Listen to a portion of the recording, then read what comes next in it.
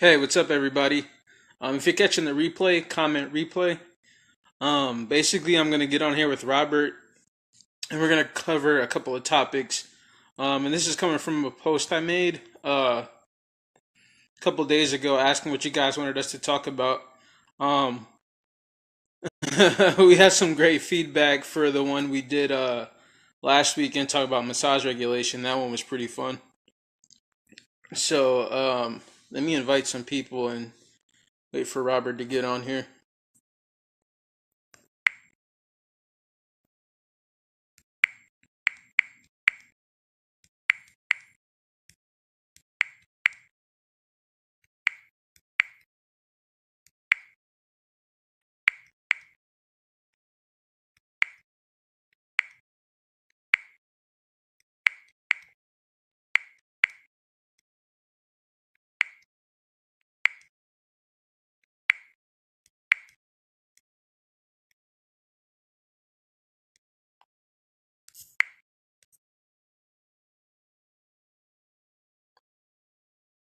All right, just waiting on Robert to pop up in, and then we'll start.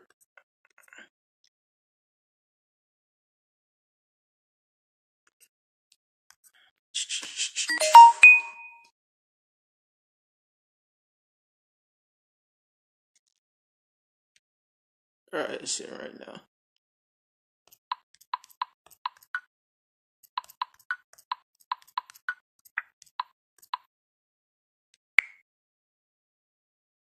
I think this is Robert right here.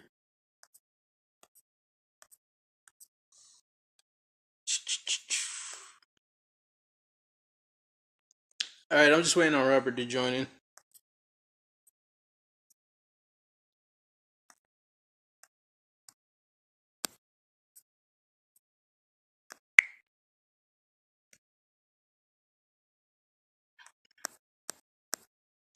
So yeah, I'll just start. I'll just wait till Robert hops in.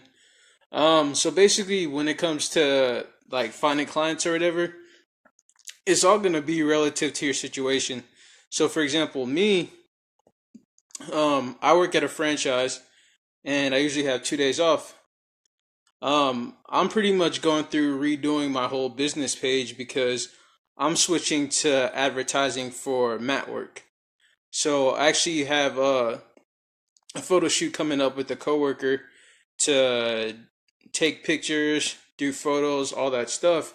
And pretty much what I plan to do is um, once I get that stuff done, I plan on running Facebook ads.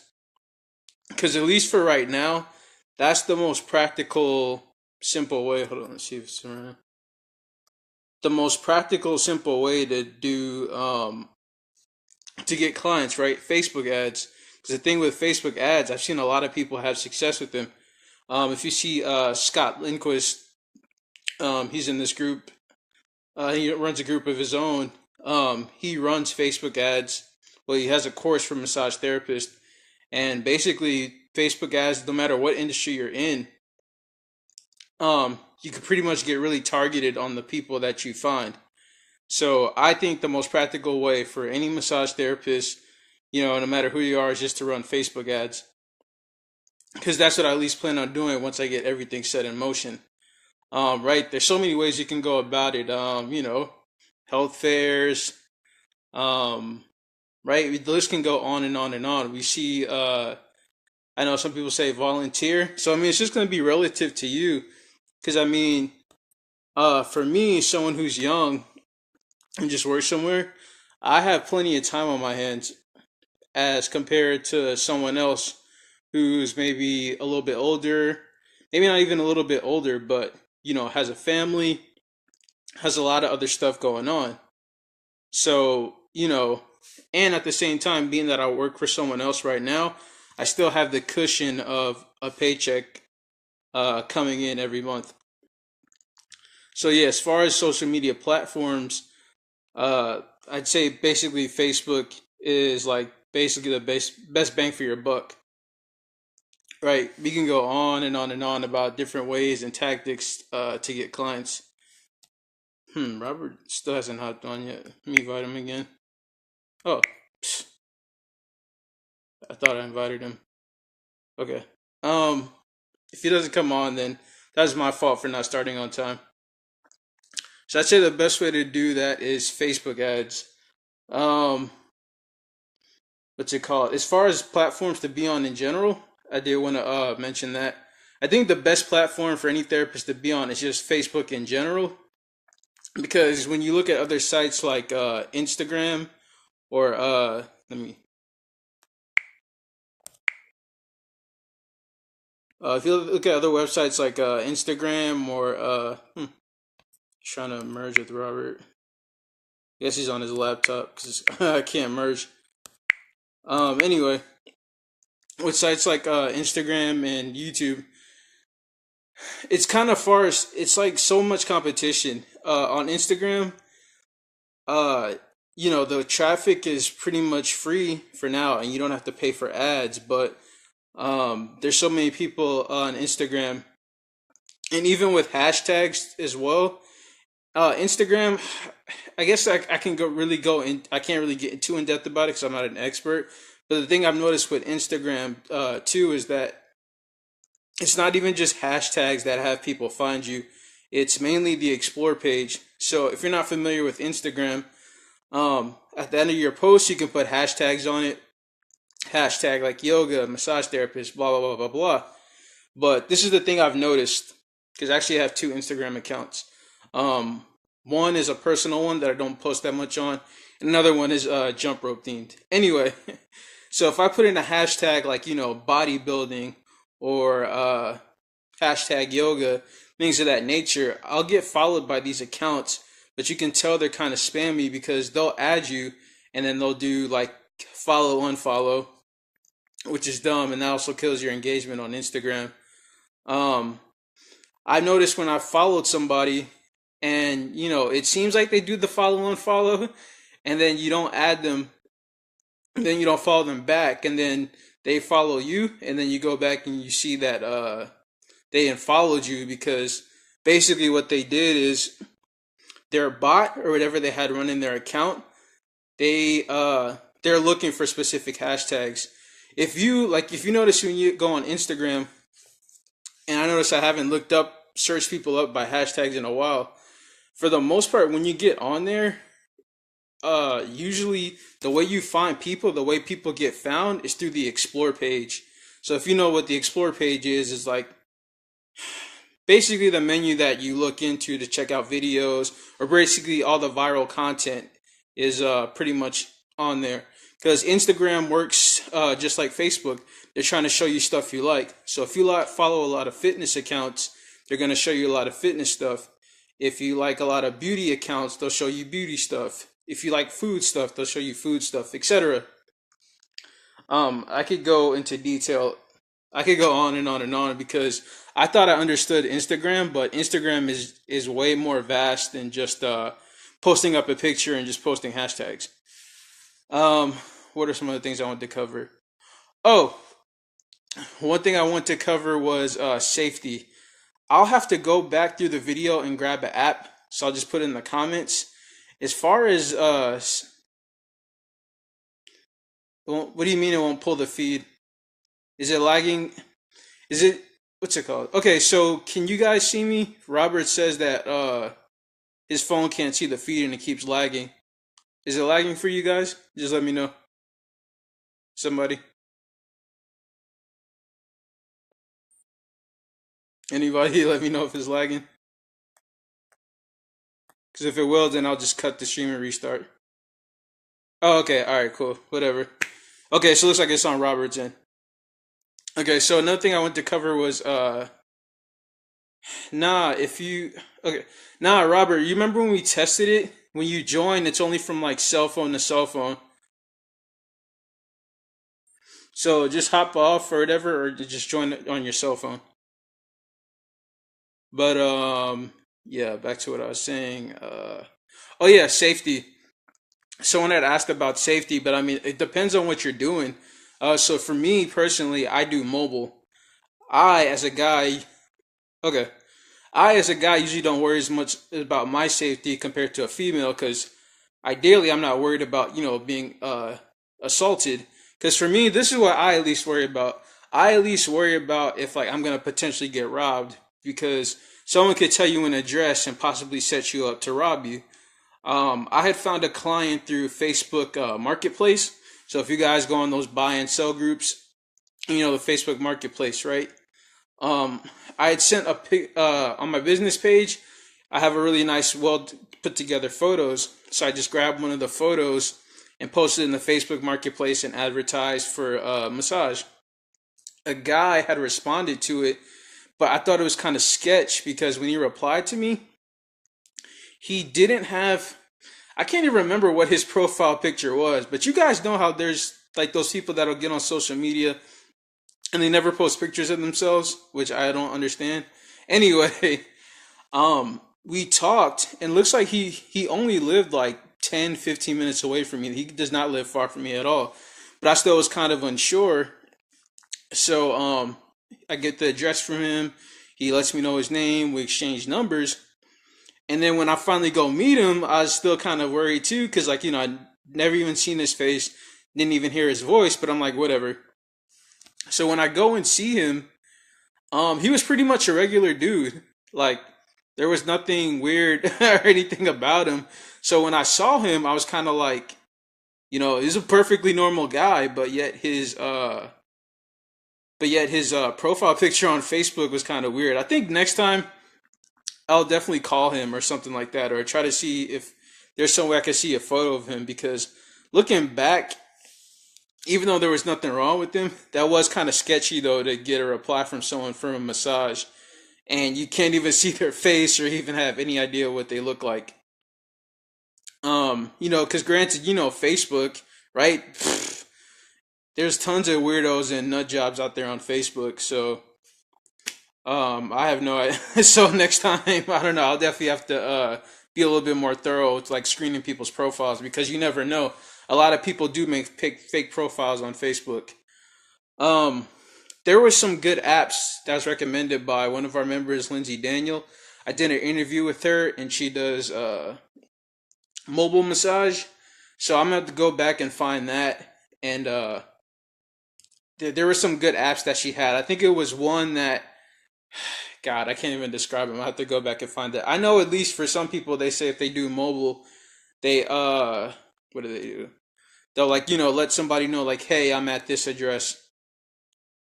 Um, I know Lindsay says she calls people whenever they book with her. So she calls them just to kind of get a feel for who they are.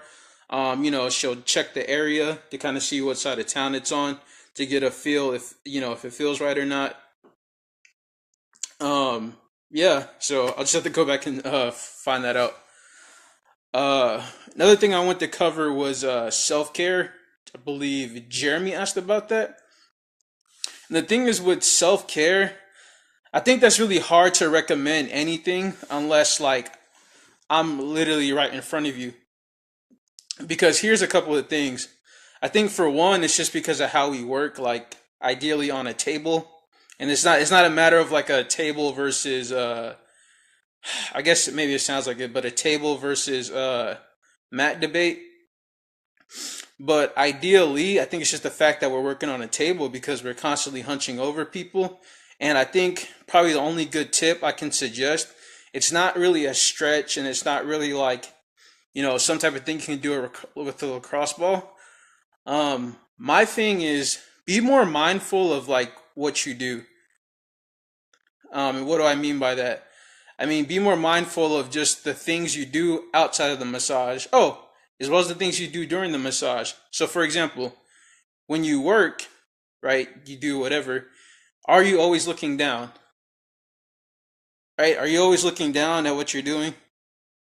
Right? So, think about how that adds up over time when you're constantly looking down. Okay. All right, I'm going to finally get Robert on. Think about how that looks when you're constantly looking down all the time. Also, think about how it looks. And another thing I'm gonna do now is phone in bed, which I'm doing right now because I notice sometimes my neck starts hurting because I don't have my phone at eye level. So I'm down like this. I'm doing this. I'm doing that. Hey, what's up, man? Hey, not much. Sorry about Can you hear that. me? My phone has been giving me. Yeah, I can hear you fine. My phone has been giving me some problems. I'm not sure if there's something up with the data plan or not. Oh, all right, man. Yeah, I was about to finish up with what I said. So yeah, my thing is just be more mindful of what you do. Are your ankles tight? Are your hips off? We're usually as banged up as some of the clients, right? Like I'll even see tons of MTs with forward head posture or the hips are off.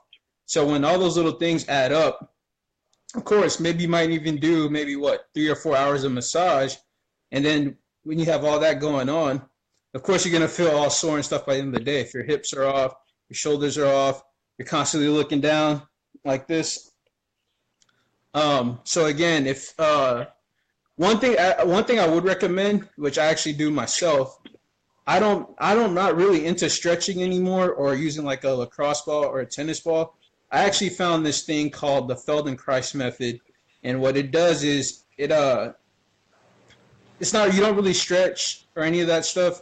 You mostly are just mindful of the way you move. I actually post a link to that because I actually met a Feldenkrais practitioner all the way in Australia, and some of the stuff that she showed me in some of her content, and I'm actually in a paid challenge right now. It really opened up my eyes to being more aware of how I move and being in touch with my body. So, Robin, I'll let you take it away on just covering some of those main points of just social media, getting clients, and self care tips. I don't see massage therapists doing any of those. What I do you mean, mean, Robert? Be specific. well, the thing is, we've been talking about this for a long time in the massage entrepreneurs group, and you feel like, with a 6,000 member group, there's five people who are really doing anything on any scale. And what I mean is, when we talk about social media, like I talk about Facebook because it's easily accessible, we're already on the platform. But therapists on the whole don't seem to be using Instagram, they're not using Twitter, they're not using Snapchat, they're not using all the things that are available to them. And then when we talk about self care stuff, I see even less of that. I see less massage therapists educating clients and using video to do so and using that social media feed to promote their business. Hmm. And again, like to add to that, like as much as I pre social media, I understand that people are busy because like, even I sit back, like, yes, I like likes, I like comments or whatever. It's funny, to say that out loud, but at the same time I do realize I have a goal. And the thing about Facebook ads that I like is that it cuts down on time. I probably have someone run the ads for me.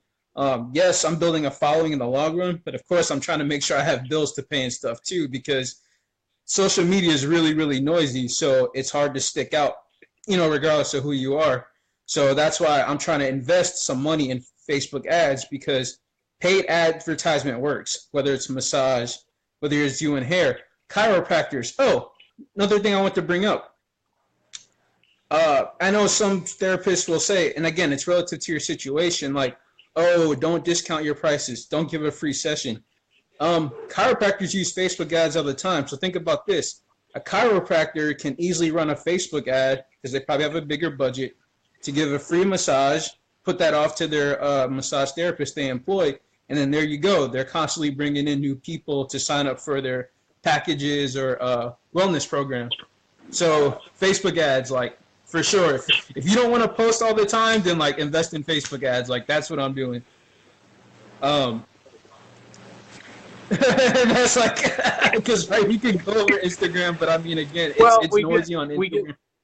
yeah, we get debates. There's some therapists who don't want to discount at all. And I don't mind them having that viewpoint.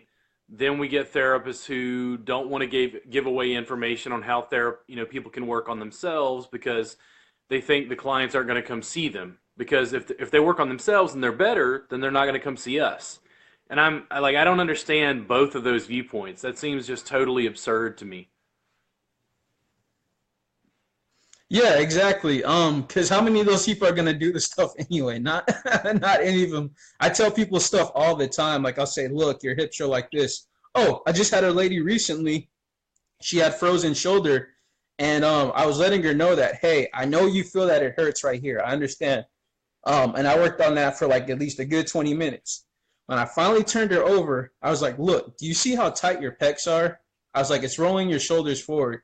I was like, it would help if you were to like work on your posture, but being that I work in a franchise, I'm only limited in time of what I can explain or how some people can do stuff. So, and she was considering having surgery. So I'm like, look, like your shoulders are rolled forward. So I'm like, the joint socket isn't even good in the first place. I was like, if I were in your position, I wouldn't have surgery.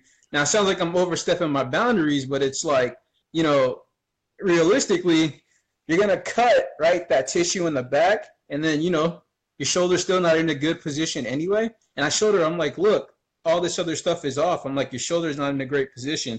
So sometimes I'm thinking like, man, if I was able to talk to some of these people online, like it'd be an easy reference because I know what I said. She's probably gonna forget it and not even pay, totally forget about it once she gets out of session with me. We talk about self-care.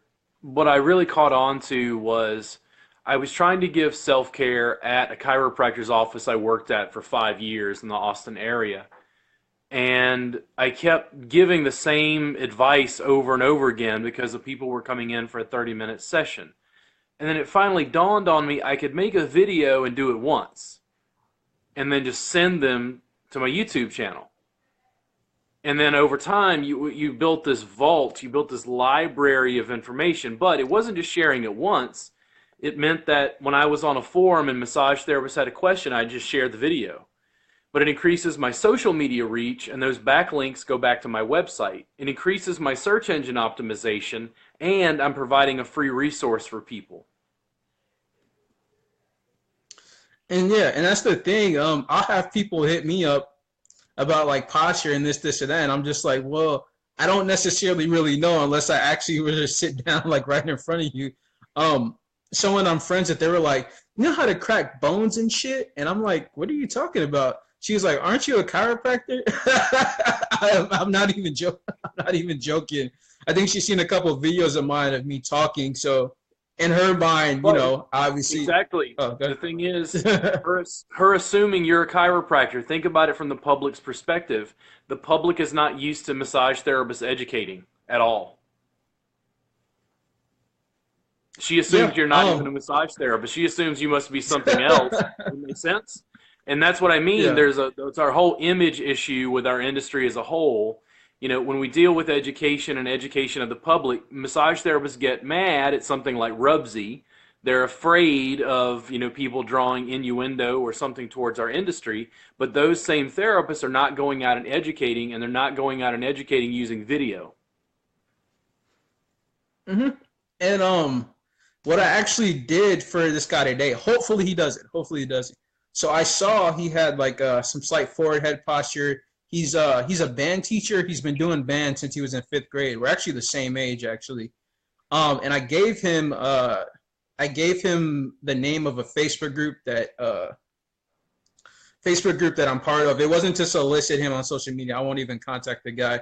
It was because I joined a group of this Feldenkrais practitioner, and just some of the stuff that she showed me has really helped me as far as self-care. And again, it's just made me more aware of stuff. Like right now, just looking at myself in the reflection, I see I'm in a bad position.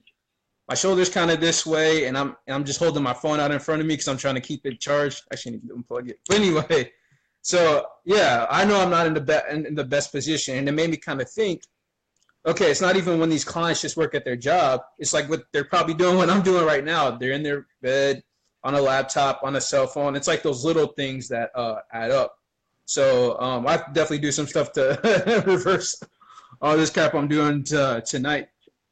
And that's another thing too. I had a client tell me, she was like, oh, my parents, they're doctors. You talk just like them. You know what I mean? Like, it's the first time I had someone come compare me to a doctor, because I was showing her, hey, same thing I showed with the other client is that, look, your back hurts because your pecs are so tight. Because, she wanted me, I think pretty much what she wanted me to do was just, get all the knots out. It was a deep tissue massage. I would notice she would kind of like jump a little bit, and I was like, are you okay? And she's like, oh, no, it's fine. If it doesn't hurt, it doesn't do anything. And I think pretty much educating has definitely helped me do a lot less work and be way more effective with some clients, because some people coming in wanting you to, just bang out their knots all day when it's like, no, you don't have any knots, and this is the There's problem. so many, yeah, there's so many layers, and I never, when I started making videos and I started a social media presence, I never really thought about it the way I am currently experiencing it.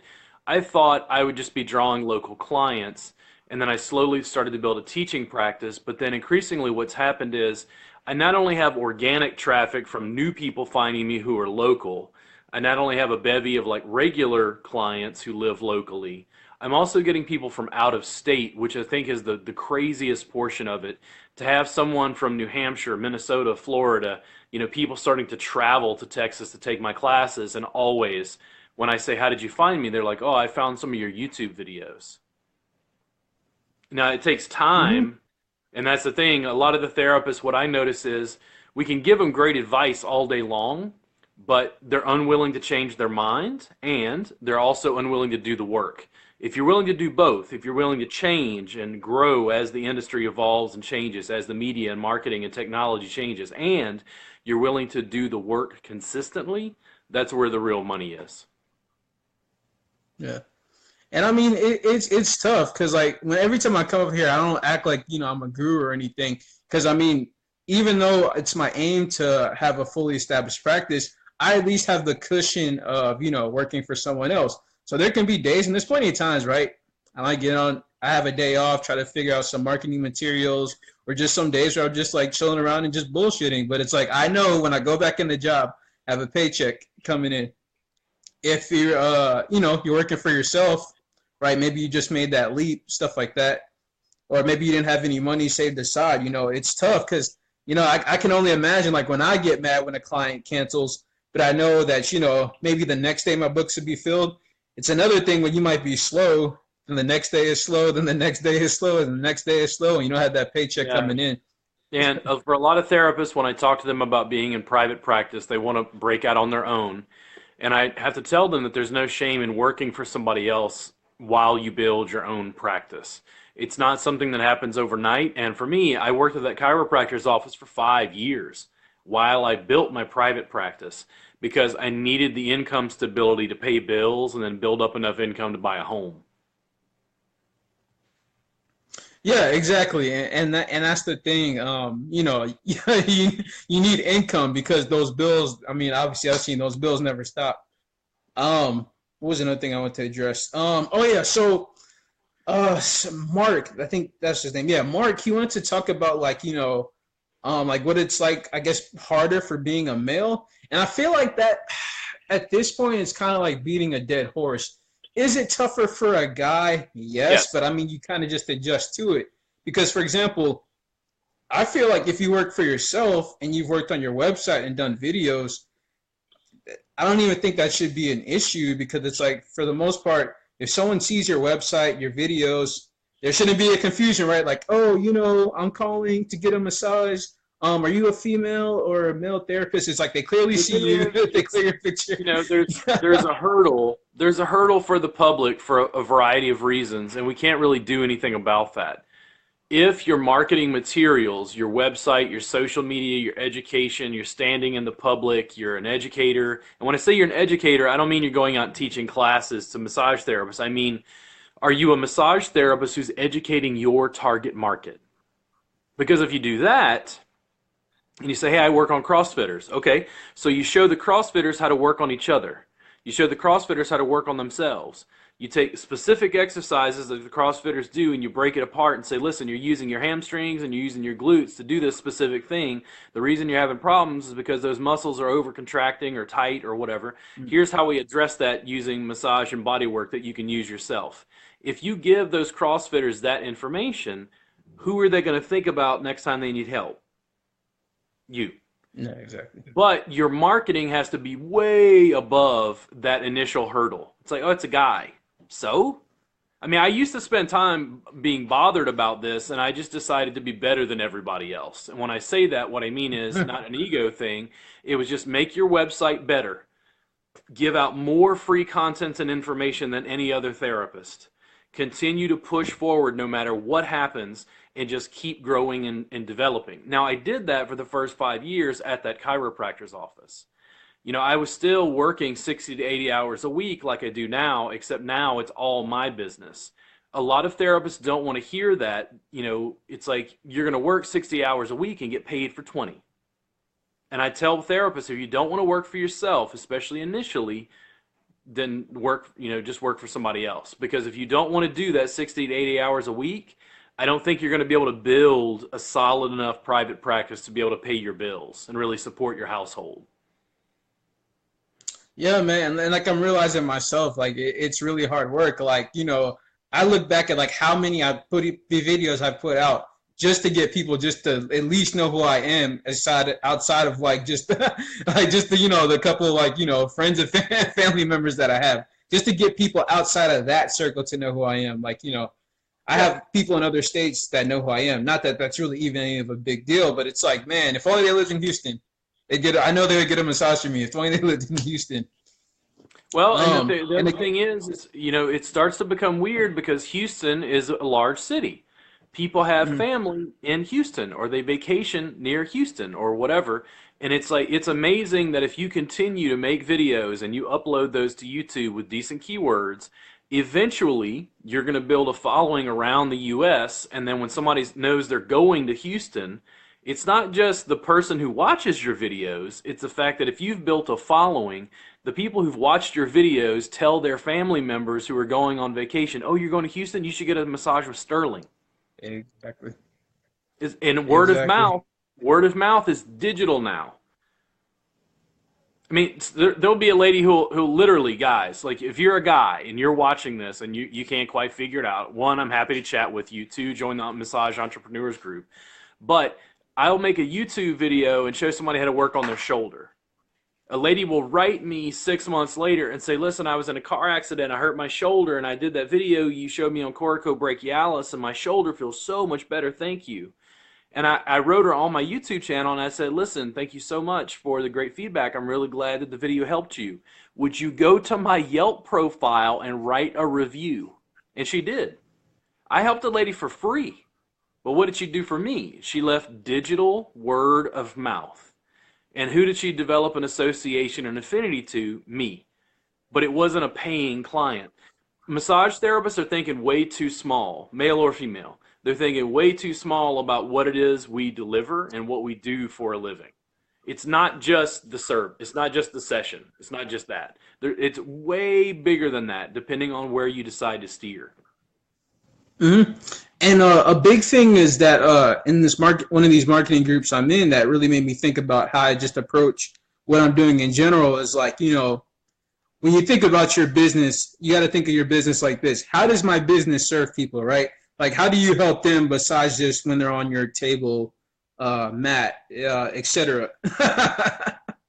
And then again, back to being a male. Again, you just got to roll with the punches. There's been, I know sometimes, like when I've been with coworkers, they're like, it's so much harder for a guy. But I'm like, okay, well, obviously what sets you apart is like how good you are. Because I see plenty of guys at my job and they've been booked. They've been there for a while. And I'd imagine they're pretty good therapists. Why else would they be booked? Yeah. There's a lot of factors, and it definitely is. Initially, it is definitely harder for a guy.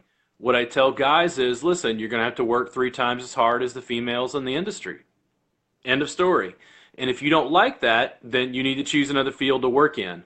We just happen to be in this one specific field. The other thing is, when you produce video content, people get to hear your voice. People get a chance to see you. They get a chance to connect with you. Let's say you worked at a local spa in Houston that allowed you to make your own social media content and like kind of promote yourself within the spa. If you're a guy and you make all of the video content and you're featured in the videos and those videos keep rolling out, who are people going to want to book with? Exactly. Not everybody else. They want to book with you. I try sometimes to, occasionally if my schedules are kind of full, I'll occasionally try to push clients off on a student, and the clients 9 times out of 10 are like, nope, I'm going to wait until you're available. And it's not because they think what I do is better, it's because they've developed an association and affinity and a connection. And that's the real thing about our industry. We connect with people physically through touch. But video, and especially video and audio in the form of what we're doing right now, allows people to connect with you digitally. It's a perfect format to be able to put out information, to be able to find potential clients and build a following. Not just make sales, to build a following for people who like your message, who like the things you talk about, who want to learn about health and wellness and whatever it is you focus on in your practice, who then, out of that hundreds of thousands of followers, you get clients. And I think that's a big concept a lot of people don't understand. At least me myself, you're not about to get like a million followers or whatever. And I know it's sometimes people say like, oh, you don't need a big following. Now it's easier for most people to say like me or a lot of people to say that because we don't know what it's like to have a big following. So I try to stay away from actually saying stuff like that because I mean, shit, if I had like a million followers, who knows what the hell I could do. But what I think I've noticed in this age is that it's not even really a matter of having it all together. Like there's certain like quote unquote influencers I follow on Instagram and I follow them on Snapchat and I realize I'm like, they're still trying to figure it out just like me. Like they'll have like their highs here and there, like for example, like fitness influencers. But like someone I follow who's considered an influencer on Instagram, like, she still has a full-time job. And like I'll see her like, all right, just picked up another job, or like she'll be selling something from an MLM, or like, all right, I'm doing Uber Eats, so like I'm working all weekend. And it's like, they're in their 30s and then, they're still trying to post all this stuff and balance their family life and being a mom, but obviously they have people still watching them. It's an interesting space we live in because it's not a matter of just being perfect. It's just like, can you grab people's attention, right? There's various different ways because, it's funny when I'll go live and I interview people and I'm seeing somebody who like maybe liked it after. And I'm like, I haven't talked to this person in like God knows how long. And it's like somebody I went to high school with.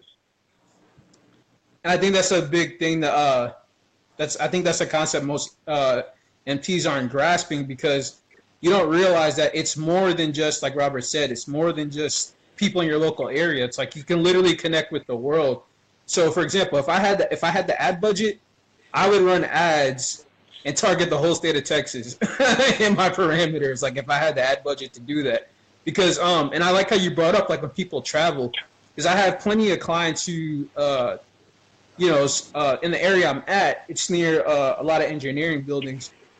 So, of course, a lot of people travel. Because sometimes I would think, like, man, think about all the people who travel in and out of my city time and time again, but they don't know who I am. Like, yep. Right? Somebody who's coming from Austin, someone who's coming from Dallas, etc. And it's supplemental. It's not like I'm telling you to build your practice around people traveling to Houston. Yeah, exactly, yeah. What therapists really don't understand is this. Body work, when you deliver that session, it doesn't scale.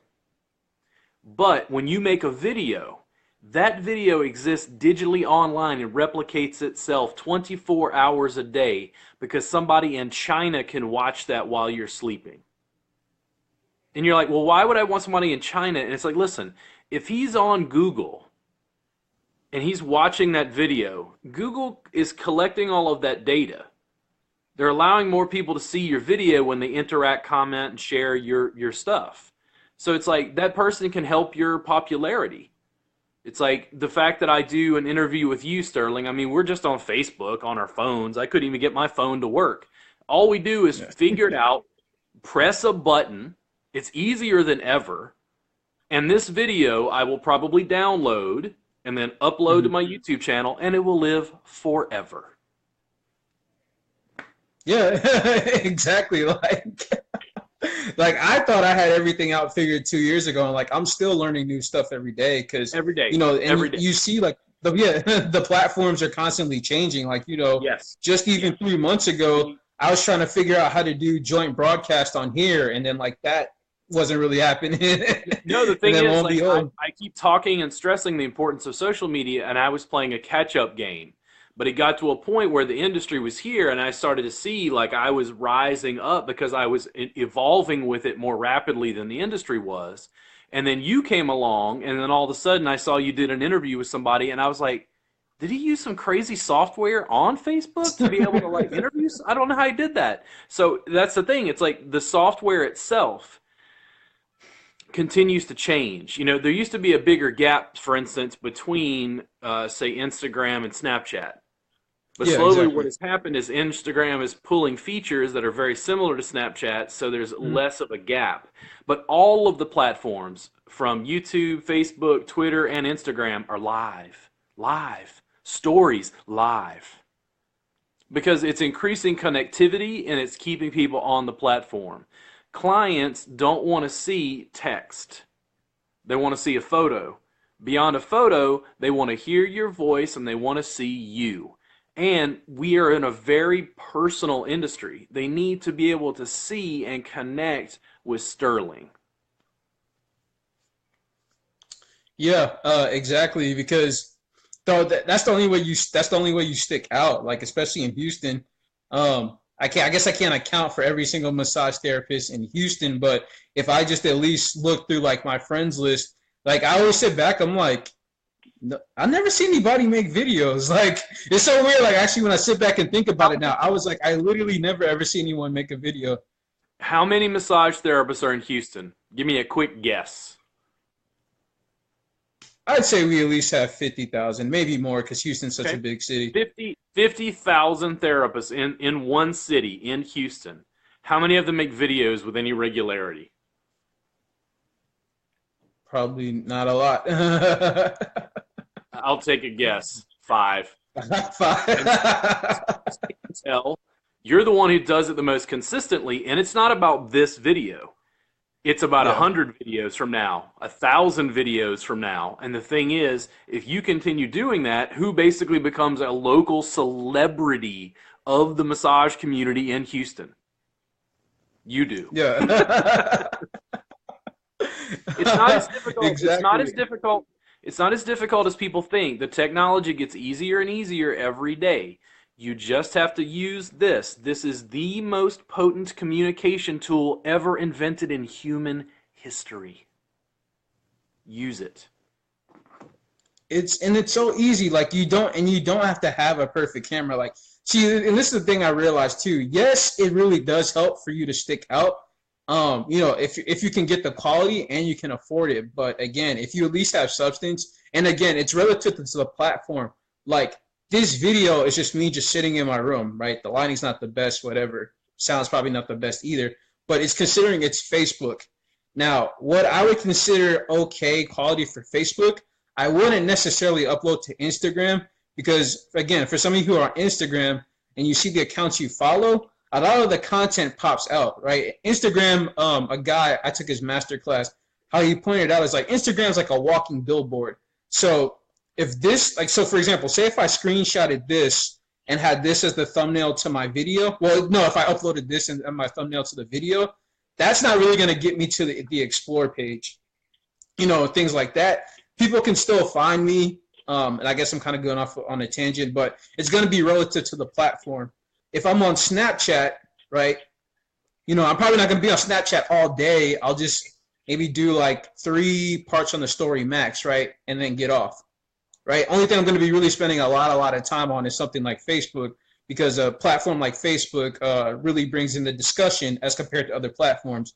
Because let me give you an example, right? No one's arguing about politics on Instagram as compared to Facebook, right? Because the platforms are different. Because if you're following somebody on Instagram, you're already keyed into their world compared to like arguing back and forth with somebody on Facebook. Yeah, if you're looking for organic reach on Facebook right now, Facebook Live is it.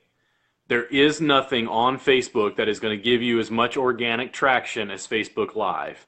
It doesn't matter what else you do. Facebook is heavily weighting Facebook Live because they're trying to destroy YouTube. Mm-hmm.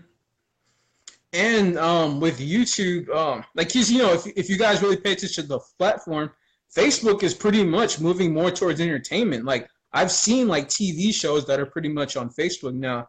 The way I see YouTube going, and I can see what they're doing too, is that it'll be more of like education. YouTube's always been a big platform of that, but I think what I see in the future is that maybe they'll boost up more educational type videos and less on entertainment. Because what I'm seeing, what YouTube is, they're flagging content that's like offensive because they're trying to make make it a more user friendly family type platform. And I'll give you an example.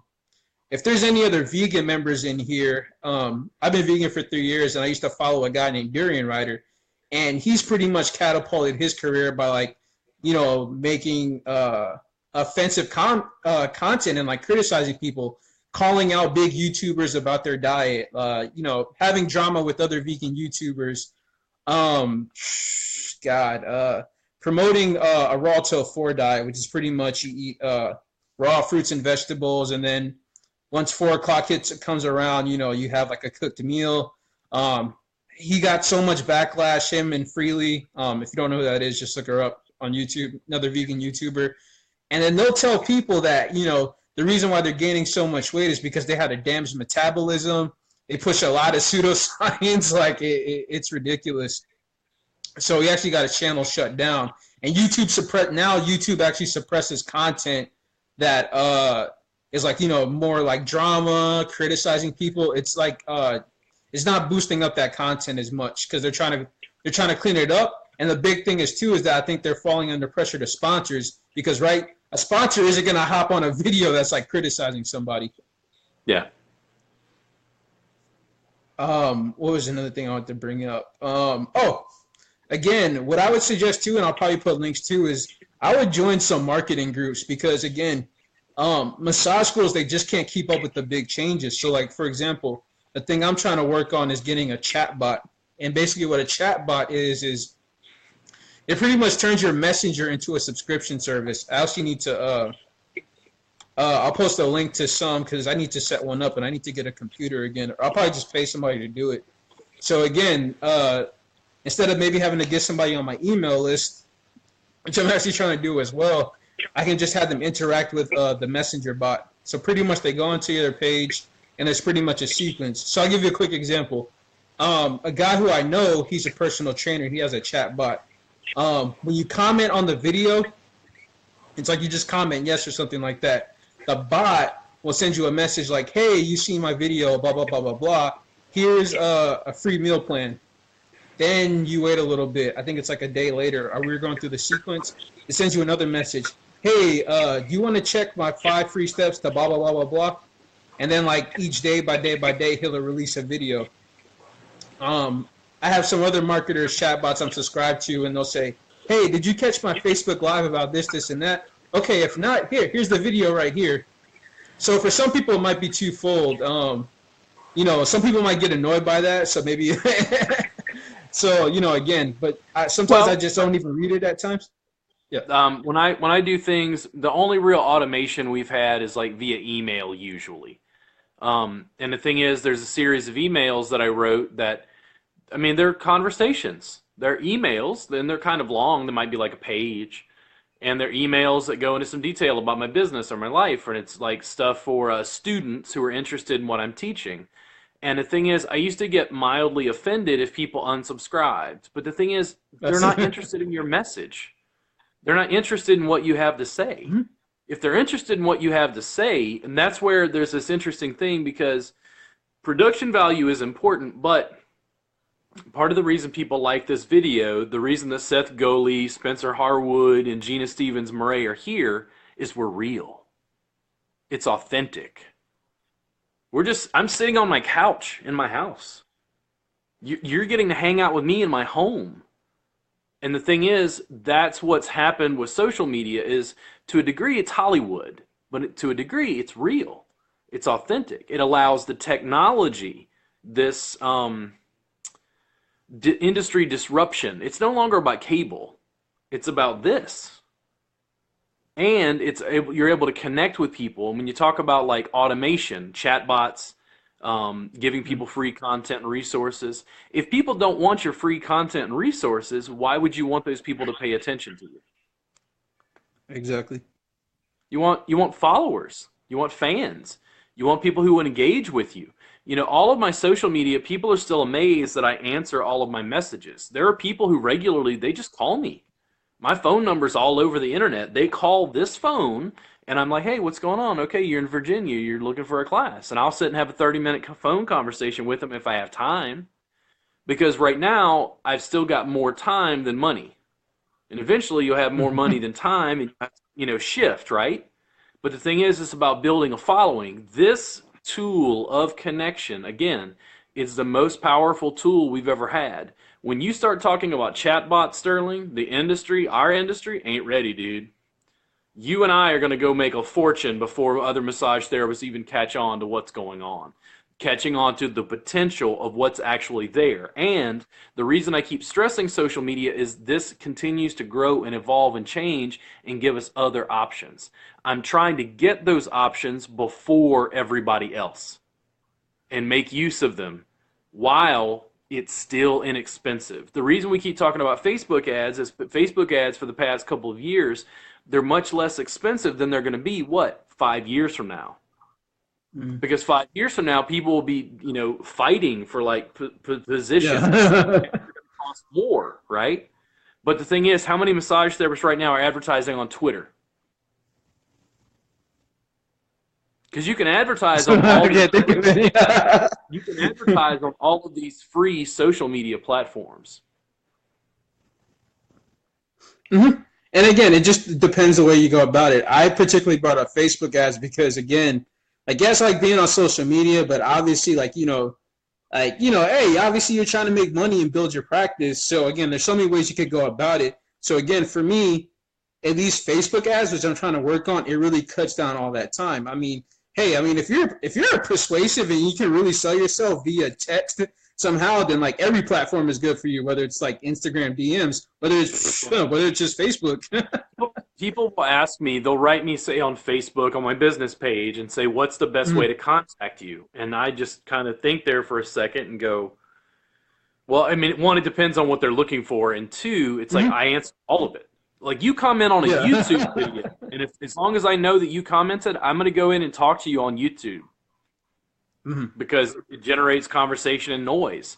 It's like all of my platforms, like I'm trying to harness more and more interconnectivity, more and more communication, more and more recording of this. So it's not just doing this talk once, it's recording this talk and automating its delivery till the end of time.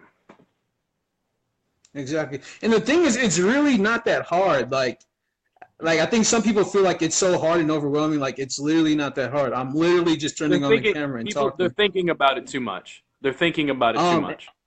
And as far as like making a video, that's how I realized like Facebook Live is perfect, because the thing what I'll do is, I have to go back and edit this video, is with Facebook Live, it makes it easier. Like, you don't necessarily have to make the video live, but it makes your putting it out easier. So what I mean by is that you can just run a Facebook Live, only have it private to you, film whatever you want. Whether you're talking, you mess up.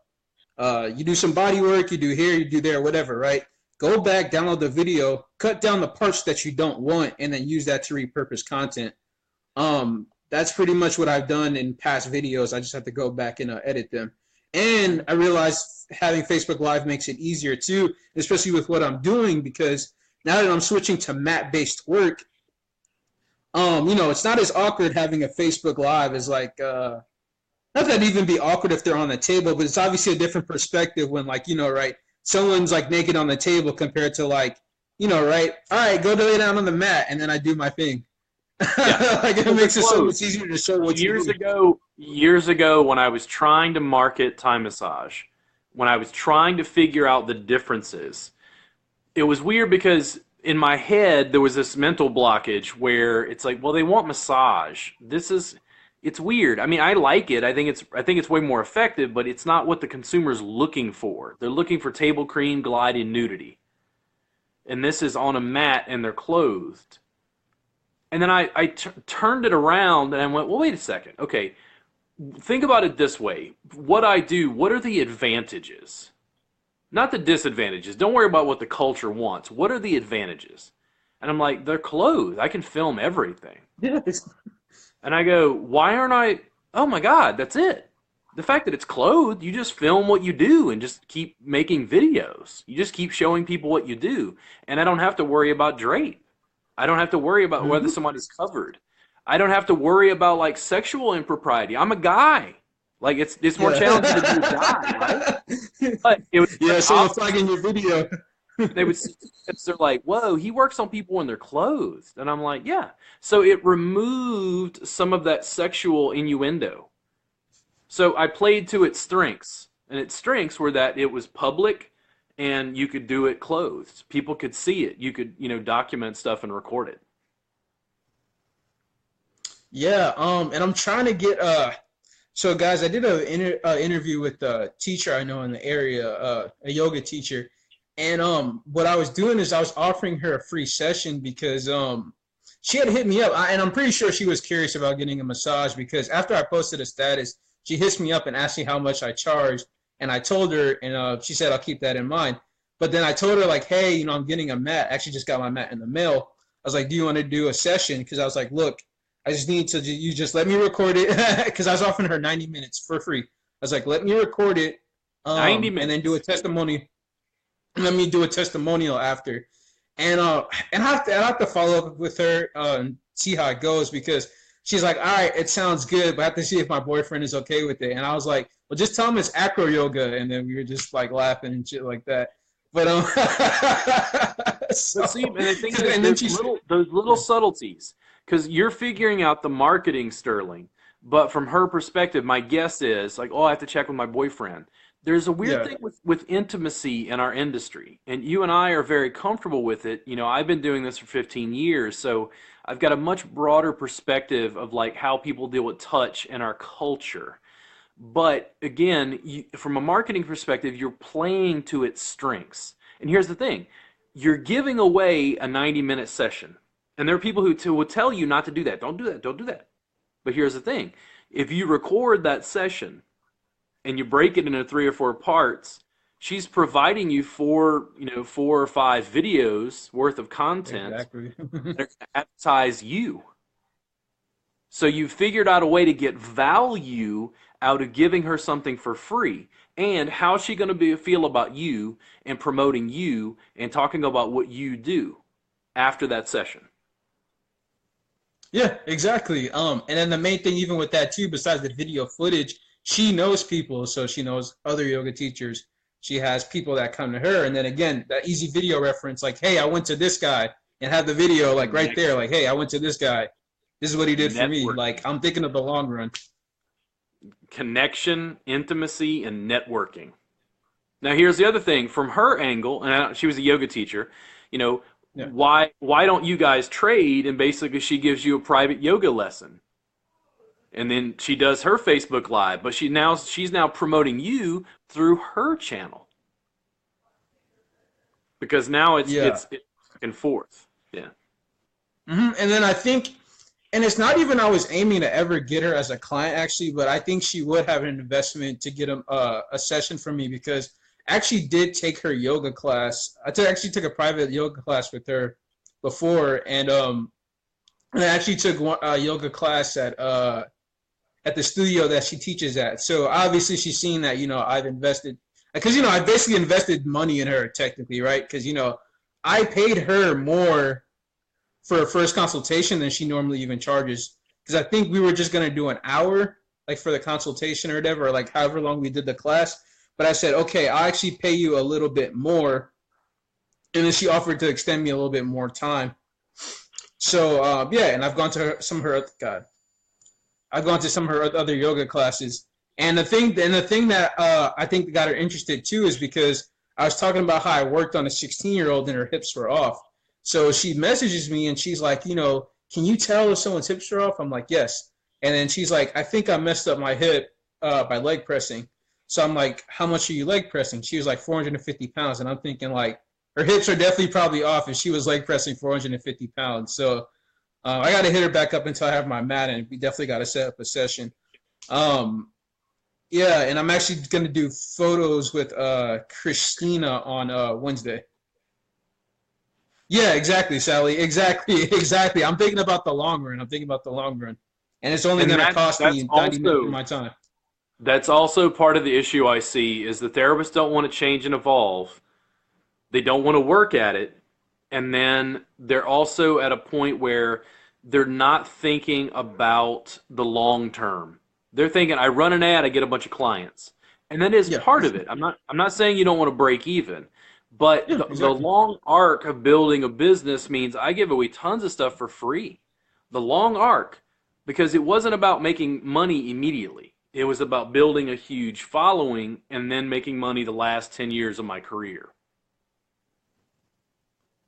Mhm. So yeah, that's the big thing too is that it's always going to be relative to your situation. So what's another thing that therapists we'll talk about like Groupon, right? And everyone's like, oh no, don't do Groupon, it's a waste of time, blah blah blah, this and that. And I'm like, it's relative to what you have. So the thing that boggles my mind is when people say don't discount and stuff like that. It's like it's easier for you to say when you're well established. When I'm like, right, Robert, you don't even go hunting for clients, and you don't even just depend on clients for your income, right? Yeah. Because you have your clients and your retail, right?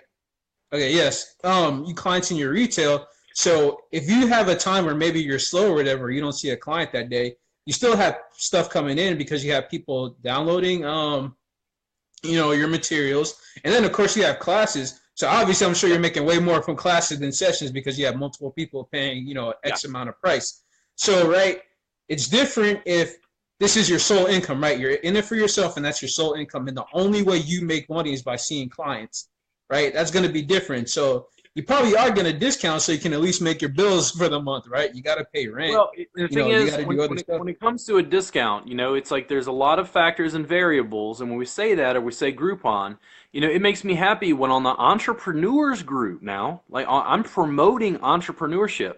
When a therapist comes in and says, listen, I'm doing Groupon and I'm getting great results, do it. Dude, you do whatever builds your business. Like, don't allow other people to tell you how you have to do things. We're just giving Exactly. friendly advice. Well, somebody who's fresh out of school, I had a student contact me earlier. She's just about to get out of school. She wants to rent a facility that's $600 a month. I'm like, listen, you need to find something you can rent by the hour while you're figuring out the Yeah. ropes and go Oh to the my god. practice. Unless you have another job that you're going to use money to do Yeah. that, I feel like, for a lot of therapists, not all, but for a lot of therapists, that's too much of a financial burden. If at $80 an hour, you'd have to see 7.5 clients each month just to cover the rent before you start making any profit. Exactly. And then that's the thing you got to look at, right? 600. I don't know because I don't know how business savvy she is or how much of a go getter she is, but like exactly, she has to do at least 7.5 sessions to at least break even. And then on top of that, if she's, let's say she might not be living at home, right, or however old she is, right, you're paying rent for basically two places. Like I pay like 857 a month for where I live, and it's like I'm even struggling. I'm only paying half of that. Let alone like if I had to pay this and then like rent out a space. That's why I choose to do mobile because there's no overhead. Yeah, there's a lot of things. It's like if you're a therapist and you're interested in entrepreneurship, listen, going and getting a job at Massage Envy is not a step down. It's about the long term. Like maybe you want to open your own spa, but the thing is you have to understand the business from the inside. The thing is you have to pay bills. You have to do what has to be done to build your own business. It's like if Groupon works for you, do it. If Massage Envy works for you and you say, listen, just my first year out of school, I just want to get my hands on a lot of clients and get a feel for the industry. It's like Massage Envy is a perfect organization because they're going to throw you clients that you can work on. You're not going to make as much per hour, but you don't have to worry about the advertising. You don't have to worry about the marketing. You don't have to worry about the facility. Massage Envy does the work for you, and then you can focus on that last piece, which is the body work. If it serves what you're doing, Gabe, exactly, go. Like, listen, I cannot tell a therapist, well, don't do that. When a therapist tells me, listen, I did it and I made money, I'm like, okay, now do it again, do it again, do it again. Yeah. Students will talk about business cards. What kind of business cards, should I have? And I'm always like, business cards? Oh my God, are you kidding me? Business cards and this, But the whole thing is, it's like, listen, if you're an old school networker and you go to the Chamber of Commerce and people respond however they do to business cards, I'm not going to tell you no. I just think it's less interactive than this is. Yeah, and the thing is that you gotta try stuff out. Like for example, I realize there's so much stuff I could be doing or trying, right? Because the thing is, right, no matter like let's say if I had a course out right now, right? Right, whether it's like okay, so Scott, right, he has a course on rebooking. If you guys know who Scott Lindquist is, he has a program called Rebooking Mastery, right? And I've heard people got good results from that, right? But regardless of whatever he's put in his program, right, it doesn't substitute the fact that, some therapists are like, yeah, I never considered telling my client they need to come once a week, right? They still have to, tackle these quote unquote uncomfortable situations and just get used to talking more and more like, hey, you should be coming in once a week. Hey, you should be coming in twice a week. Because I see Scott, he says like have you ever considered telling your client to come twice in a week? And he's like, most therapists don't consider that. And, like I would never think of that too, especially like maybe having a first timer as compared to like seeing somebody outside of work. If it was somebody at work, I'd say definitely, yeah, come once a week so my books are full for sure. But, seeing someone outside and saying like, hey, you should see me twice a week, that's something new for a therapist, right? Never hearing something like that or considering I think it. also, unfortunately, sometimes most massage therapists, in my experience, have limited income. Most massage therapists cannot afford to get a massage once a week, which means we tend to think of the world in the term of like other people have the same amount of money we do, which means, well, I can't get them to come back regularly because it's so expensive. Make sense? Because we get into work to try to help people, but the thing is, other people on the whole, like I live in Austin, so I'm biased, but other people on the whole, they're programmers in Austin. They make tons of money. They make way more money than I do right now. They can afford to come in once a week. It doesn't matter. But we get stuck because we think of money from the way we were raised and the way that, our culture has taught us to. And a lot of people have debt as well. Money is all around us in America, but massage therapists aren't grabbing their slice of it. And again, it depends on like who you're aiming for as a clientele. So I know for at least people my age, they have like $60. They have $90 if they want, and especially for what I'm doing, literally $90 for like $1 a minute. But of course, someone my age, they're more likely to drop that on concert tickets, or they'll just go to Groupon for the cheap. Now, if I'm aiming more towards someone's a little bit older, right, who's a little bit more settled down in life, more established, been working at their job for like at least 10 years plus, full salary, make like, $60K a year or more, it's a whole different situation, right? So it always depends on who you're dealing with. Oh, and one thing I want to bring up too is that being on video, definitely selfless type of people. The biggest thing that what I want to mention with a video is how it's not hard to make a video. Two, it really lets people see who you are, because I notice a big thing in our industry, which we talk about with regulation, is that, massage therapists, it's this elitist attitude where it's like you can tell what other people what they should be doing, right? So I remember seeing a thread where someone talked about, oh, I'm just getting out of school or something, or I'm considering wearing tank tops. Do you guys think that's professional? And I'm thinking like, for one, you're asking Facebook, right? You're asking strangers for what they think is professional. Because for me, when people throw that word around, I'm like, professional's in the eye of the beholder. I'm like, it's your practice. Now, someone did bring up a good point. Like, if you're just showing cleavage, I mean, even if you do that, that's your prerogative. But it's like, right, they're going to be face down the whole time. Like, I remember somebody put it so great in a blog, like, they're going to be face down the whole time. So, like, if you have tattoos, you shouldn't feel the need to cover your tattoos. And the person's not even going to be looking at your tattoos when they get a massage. And then I like how she put it. It's this lady from Spot Analytics. Let me just finish real fast. When she said, like, if anything, that should help you out. Like, you should be looking for their clients, and you should be advertising and say, hey, do you not like therapists with tattoos? Come see me. People connect with you. And the thing is, not everybody's your client. One, you have to get that into your mind. Not everybody's your client. But the thing is, let's say you have tattoos. Well, listen, especially if they're on your arms, if you have sleeves, wear a shirt, a white T-shirt. It looks nice. It looks professional. But in your photo, Yeah. have your arms crossed and make sure that your tattoos are completely visible. Because what it does is it makes you stand out as an individual, and it makes other people, connect with you if they also like tattoos. They're like, wow, he's like me. He likes tattoos too. I think I'd rather go get a massage with him. Yeah, whether you have tattoos, piercings, whether because I mean, Robert, right? You wear a T-shirt and tie fisherman pants, but you make $240 in a session. So, right? I'm sure you could go for a more Yeah, I mean, professional look, but yeah. Well, the thing is, and I've gone to massage schools and gotten feedback that my attire was not very professional. yeah, And I was like, I'm here teaching Thai massage. Like, I can't wear yeah, scrubs. exactly. Like, like the thing is, it's like people's notion. What's the difference between Thai fisherman pants and a t-shirt and scrubs? No, but There's a cultural expectation. The Thai fisherman pants, they only see people hanging out. To me, Thai fisherman pants is almost like putting on martial arts attire, like your belt and your whatever they call those outfits they wrap in. Looks like a kind of a robe or whatever. yeah, yeah, the Yeah. gi. Because the thing is, the Thai fisherman pants breathe well. They keep me warm, but they Mhm. breathe well, and they allow me to move my legs and hips around because I'm using my legs and feet when I work on people. So it's a cultural component. And the thing is, it's like when I make YouTube videos with Psyche Truth, I get a lot of comments about my Thai massage pants, the fisherman pants.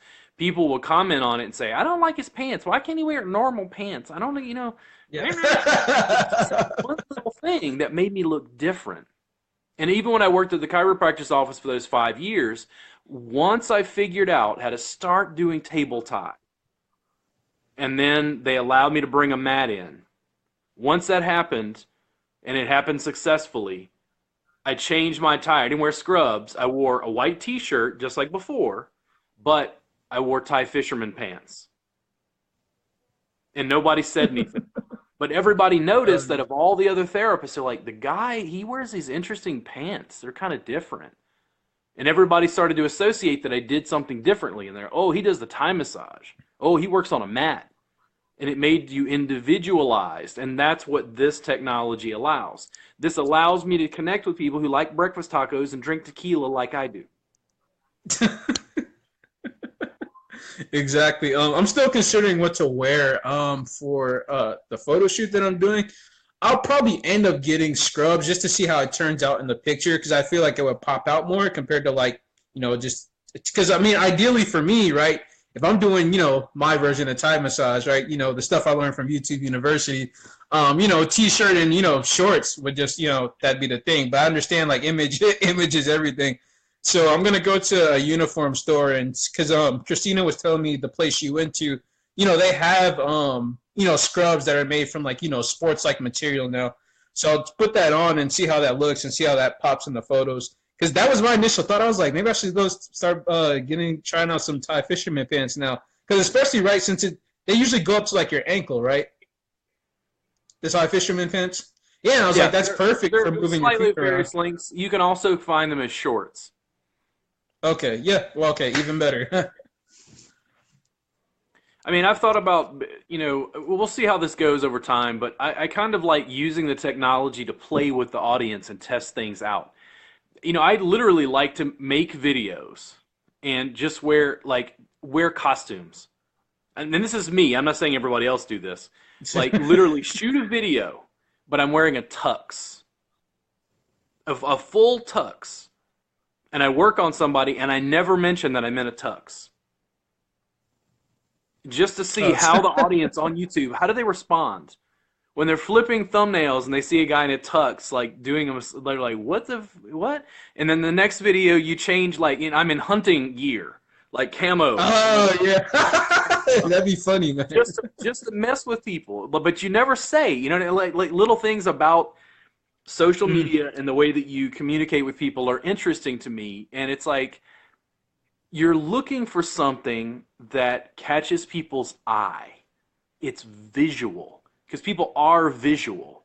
And the thing is, like, people are, typing Charlie and Sally are both laughing and saying, oh, that'd be funny. And that's the thing, because would you get more views? You could do the exact same video in my normal attire. Oh yeah, definitely. But it's not going to have the comedic piece. You see what I mean? Yeah. And that's the thing. It's like what you're garnering with this is you're garnering attention. Because people, to buy what you do, they have to know, like, and trust you. But here's the thing. This is the most important piece. If they don't know who you are, they're never going to like or trust you. They have to know, and this is the most potent communication tool we have. And that's what I'm saying. Like, again, I don't come in here and like act like an expert or like, act like, everyone should agree with me. But I did sit back and think about like the technology, like, wow, it really makes it so much easier to stand out, because it's like I've come across people's websites and they have no pictures or videos, and I'm like, how can you even tell who they are? Because, a big thing we'll say is like, oh, we're trying to see who the clients are, but there's plenty of people who go out and misrepresent who they are as therapists. So, I mean, you come across somebody's site and it could just be a female, whoever, right? But how do you know who they are? How do you know, right? Anybody could put anything on the internet, right? Fake news and all that stuff. Yeah. Pictures are better than text, but videos are better than pictures. Again, it's interesting with image. Like there's a therapist there for everybody. It's interesting because I've gone through like if any of you subscribe to Psyche Truth, I've seen therapists in all different types of attire.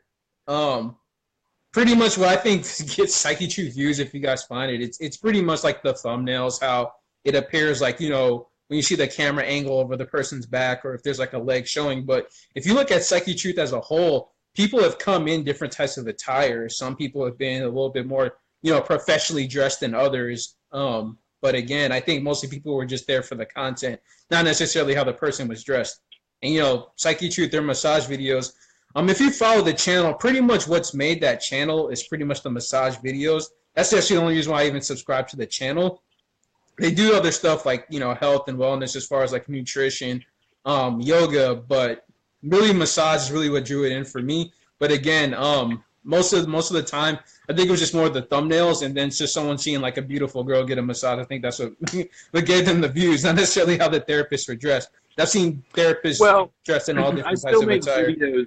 I still make videos with Psyche Truth, and it's really interesting because I built enough of a rapport with their subscribers that when I look at the comments on my videos, the people who comment on my videos will say, Robert, your videos are amazing. We've never seen the techniques you're using. You're way more thorough. You like kind of educate and walk us through what you're doing as you do it. And on the other end, there's like a 2% of like people who don't like me. Every time a video comes out, they're like, don't put this guy on the channel anymore. We don't like this guy. This guy's fat. Like, you got to stop. Robert is the before picture for every diet plan. I seen that. And the thing is, there was one time where I went in and like kind of commented on it to somebody to try to get them to like cool out. That's mean, man. Yeah. And the thing is, you realize they're trolls. Like, they're commenting on something, but the thing is, the more people who get involved, if there's a flame war that breaks out because people are calling me fat, Google probably ranks that video higher because people are engaging with the video. And the thing is, it's like, I've literally thought about it. I might at some point, there's been enough Psyche Truth videos go down the pipes where people will comment on me negatively. I can take all those comments and make a video for my channel, link Psyche Truth, and it's Robert Reed's mean YouTube comments. Like, you should people who read mean tweets, and it's like, it's so hysterical. So it's like, I could sit down and like read all the mean YouTube comments and then make a video out of it, something like that. Because you're starting to play with image and what do people think, and people are, to a degree, unfortunately, people do, to a point, they're more interested in image than they are substance, for better or worse. And just kind of tie it all in. It's also different. So like, again, we could sit back and like talk about it all day, but I'm gonna touch back on some points. As far as that being a guy, that really shouldn't deter you from the industry. I mean, everyone has their own preferences, and it's past just male or female, right? Because regardless if you're a guy or a girl, it's like, who are you specifically targeting, right? So maybe you're in your 30s, but you prefer to work with people who are in their 30s and up. You may not want anything to do with people ages 18 to 25, or 18 to 30. Again, right? Maybe as clients, right? You may not want clients with different political views than you. You may not, again, right? As therapists, right? We're judging clients too. You don't want someone who's tattooed or whatever, you know what I mean? Or maybe not as conservative or modest as you would want them to be. So it definitely goes both ways, right? All you can do is just try stuff, right? I mean, I've tried a couple of things to get to this point. I mean, I remember 2 years ago, I tried some chair massage, didn't get any clients from that. Probably should have did better on trying to rebook them, or looking back, I would have just told them like, hey, get your phone out and follow my Facebook page. I should have done that. Who knows? I could have had them as clients now. Right? You try stuff and see if it works, because really the main thing is experience, and that's what I realized too. It's easy to like get mad and frustrated about your current situation, but you just got to try stuff. I mean, I didn't know about Facebook ads or chatbots. Oh, one thing for everyone. A Facebook ad and a boosted post aren't the same thing. I realized this like 7 months ago. When you're doing a boosted post, it's not as targeted as like a Facebook ad. So again, right, I tried boosted posts and I was like, oh, nothing's happening. But then I realized, it's not the same thing as a Facebook ad. Facebook ad is way more targeted. That's really what it comes down to. But you definitely need to get on video. That's the best piece of advice, is start getting on video.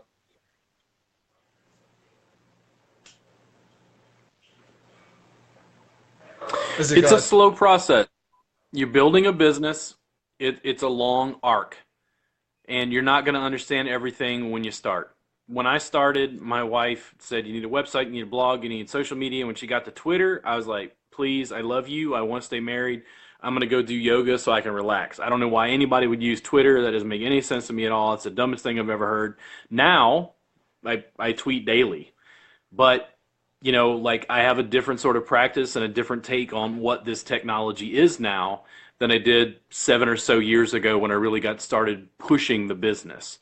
And the growth that I've seen is why I started the entrepreneurs group, trying to give massage therapists that information, because it goes completely contrary to the bulk of what I see school curriculum teaching students.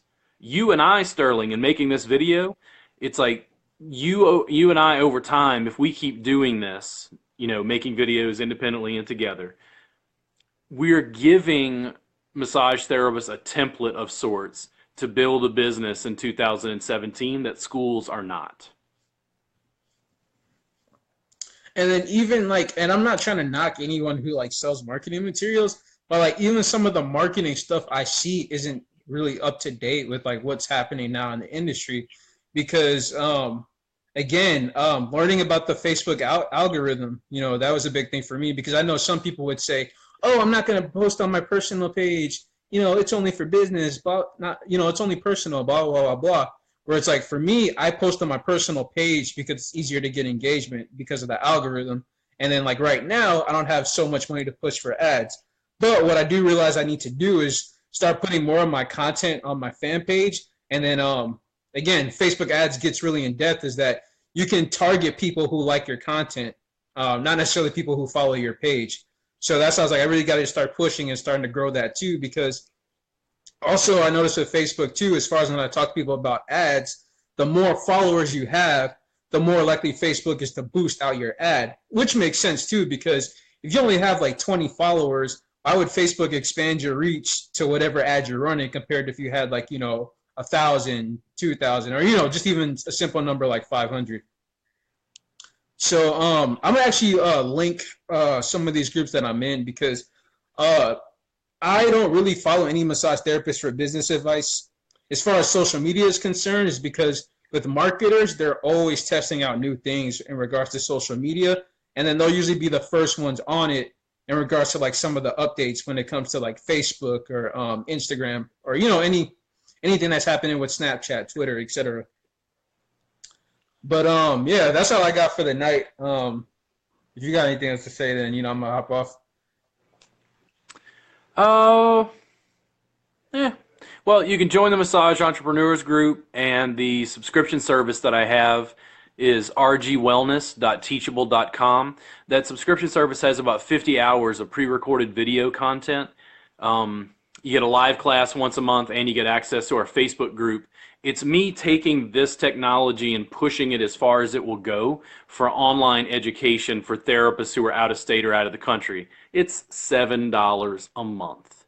It's the cheapest, CE value that you're going to find. Otherwise, I would say just keep following Sterling and following me and just see how things keep going. We're both really open to communicating with you, and we really rely on the feedback that you give us about the videos, about topics of discussion. Okay, yeah. Actually, what I'll do is I'll put the link to my fan page and my Instagram in the comment section. Just give me a like. I'll follow you back. It doesn't cost me anything to like your page back, and that definitely helps us out both. The more followers we get, eventually if you run ads, that'll just help us both out in the long run. Also, what I just want to add is, don't wait for people to give you permission. I notice a lot of these marketing groups, they'll do that too, and they're like, your video has to be professional. This has to be professional. And I'm like, I'm just sitting in my room, just turning on like a Facebook Live. You know what I mean? Like, oh, you need a class for this before you can say you can do this or that. Like, you don't need to take a specific CE class to learn stuff. I notice, again, right, most of the most successful ones, it's more of their marketing rather than their skill set. And then another thing I wanted to say, too, is that, like, stop worrying about dumb shit. Like, because the one thing I want to bring up too is that what I saw in this thread, and I know the guy Mark, I don't think he meant it to go that long. So I remember there was a debate about, do you massage, like if you're a massage therapist, body worker, do you massage skin? And it's like, who cares? Like, who cares? And I saw it just go back and forth, and I'm like, that's what we're concerned about. Do we massage skin or not? Like, there's so much changing, but like people are focused on like dumb stuff like that, or a lot of the stupid topics that get out of hand.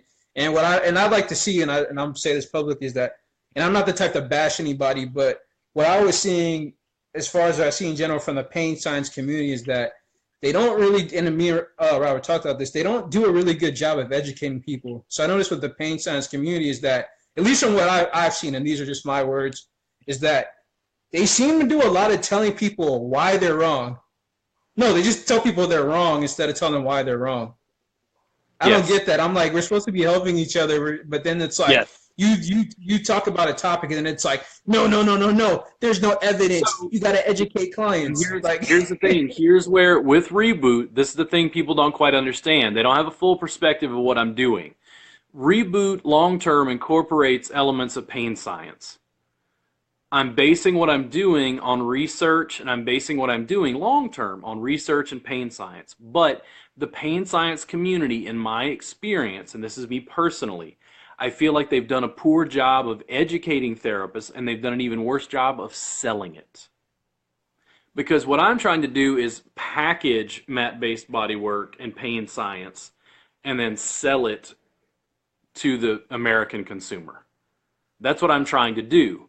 But you don't sell something by getting into debates. You sell something by selling its advantages. Massage therapists will pick up pain science like that if you can figure out how to sell it to them and explain to them that you can make more money packaging this and selling it to your clients and helping them. Yeah. And I saw you even said like it would really help if people made more videos, because I don't ever see any people from the pain science community making videos. Nope. Yeah, and the thing is, I think it'll change over time. I mean, they do represent a change in the fundamental understanding of what it is we do as massage therapists. So I understand there's some controversy. It's kind of like the sun is the center of our solar system. It's like, no, it's not. The Earth is the center. It's like one of those things. It's like they're switching it around, but it doesn't really change anything about the body work. My problem with the pain science community isn't the science. My problem is the marketing is bad. Yeah, and then attacking people and then, telling you, oh, well, it's not science. So it's like, Okay, so right, so let's say we'll give you the benefit of the doubt, right? What I'm doing is not based on science and evidence based. So what? Like, like you said, it doesn't change the body work and life still goes on.